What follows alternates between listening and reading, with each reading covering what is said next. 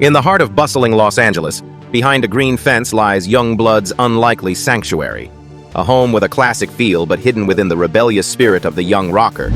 Here, amidst sunlight, music, and freedom, he writes his own melodies.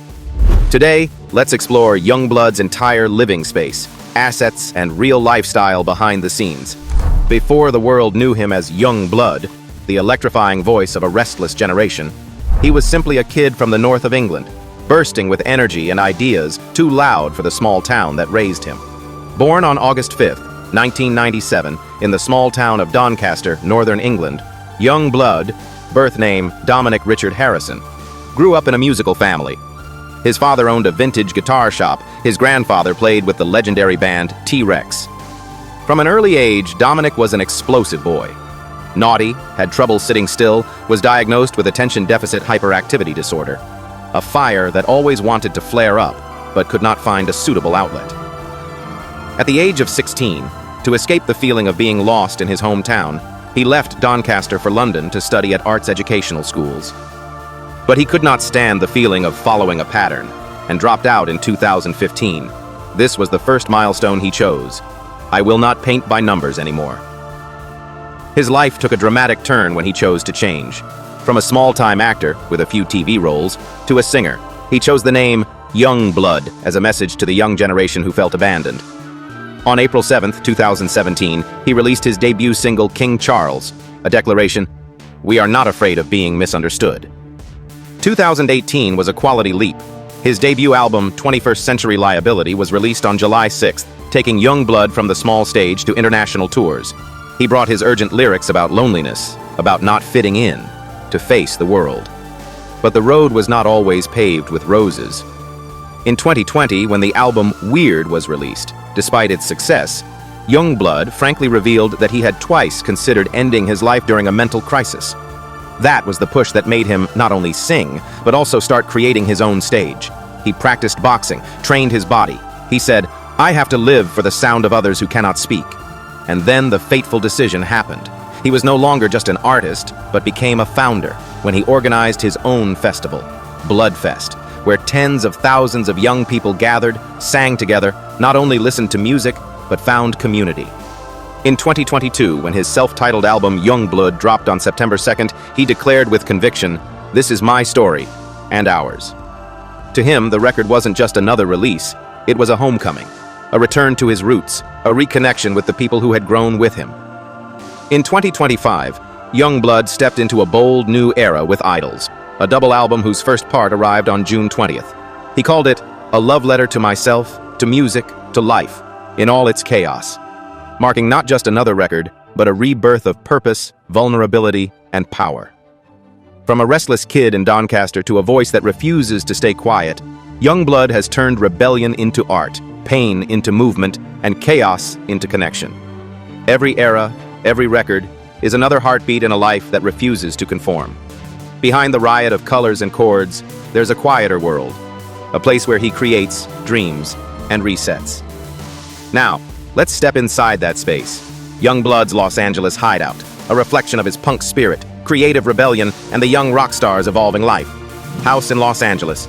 Hidden in a laid-back neighborhood of Los Angeles, this Tudor-style home is where Yungblud lets the noise fade and the real music begin. Valued at about $700,000, his 1,200-square-foot retreat is modest by rockstar standards, yet it pulses with identity, a space that mirrors both the chaos and calm of his creative life. A soft blue fence lines the front yard, enclosing a home that glows under the California sun. The white stucco facade, sharp roof lines, and arched windows carry a timeless charm, while subtle touches, like the brushed steel porch light and matching blue front door, hint at the artist's modern edge. On quiet mornings, Yungblud often leans on the small front wall with a coffee cup in hand, hoodie pulled up, watching the neighborhood wake up before diving back into songwriting. Stepping through the front door, you enter a space bathed in light. The vaulted ceiling soars above, creating a sense of openness that feels both sacred and grounding. A white linen sofa anchors the room, framed by woven-back chairs and lush green palms that soften the clean geometry. The original plaster fireplace, sculpted like a work of art, sits unused but not forgotten. A nostalgic centerpiece where flickers of candlelight replace flame. On one side, a black metal coffee table holds scattered magazines, a few scribbled notes, and sometimes an unplugged electric guitar, silent but ready. The room feels like a pause in motion, a place where the artist's energy breathes quietly between bursts of inspiration. Beyond the living room, the dining area flows naturally, its long dark wood table surrounded by white slip-covered chairs. Above, the vaulted ceiling continues, amplifying daylight that pours through wide windows. Here, meals become creative breaks, simple dinners, friends laughing over takeout, or quiet moments shared over tea and reflection. The space is intentionally minimalist, with only a single abstract painting anchoring one wall, a nod to balance and clarity amid the whirlwind of Yungblud's career. Adjacent to the dining area is the kitchen, a perfect symphony of contrasts. The upper cabinets are crisp white, while the lowers are painted a deep navy blue, echoing the house's exterior. The backsplash features delicate floral tiles in soft blues and grays, giving a whisper of playfulness. Stainless steel appliances gleam beneath natural light streaming in from the windows. On the marble countertops sit everyday essentials: glass jars of oats, a vase with wildflowers, and a small cutting board stained by morning fruit. The centerpiece, a professional-grade range, reflects Yungblud's passion for control, precision, fire, creation. One step away from the kitchen, the home office captures the essence of creative solitude.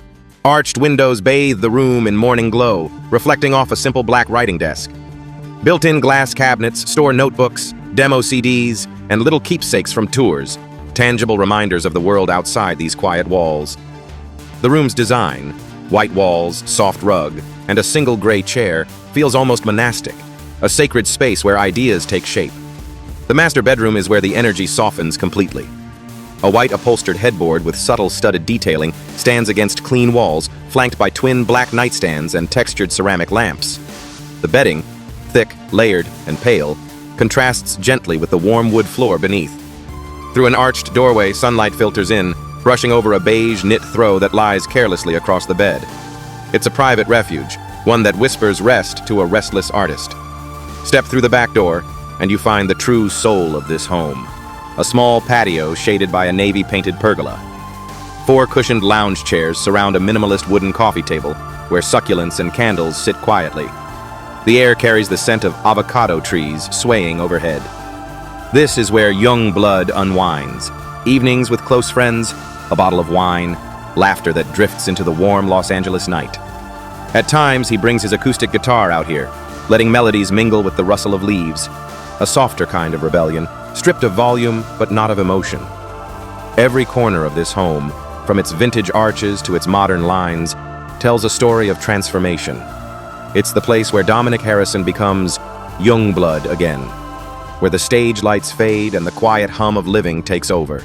And just beyond this calm, parked behind that blue fence, sits another reflection of him. His cars, each one a symbol of motion, identity, and freedom. Car collection. The first time Yungblud slid behind the wheel of his Porsche Cayenne, it was not just about speed, it was about freedom. He had just wrapped a show in downtown Los Angeles, sweat still on his neck, adrenaline buzzing through his veins.